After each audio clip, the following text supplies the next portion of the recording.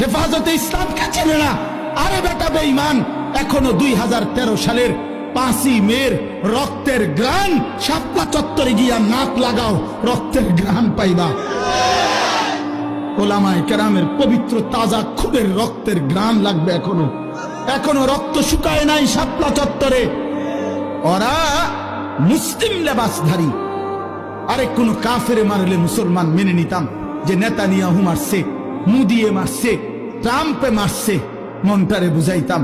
মুসলিম পরিচয়ধারী সারা দিন মিয়া, সারাটা দিন ইস্তেমার মাঠে কাজ করছে যে মানুষগুলো, এই লক্ষ লক্ষ সারা পৃথিবীর ইমানদারদের জন্য মাঠ তৈরি করে 5 ওয়াক্ত নামাজ পড়ে রাত্রি গভীরে যে মানুষগুলো একটু ঘুমাইছে, ঘুমন্ত ইমানদার মুসলমানকে মুসলিম পরিচয়ধারী কোনো ব্যক্তি কিভাবে হত্যা করতে পারে?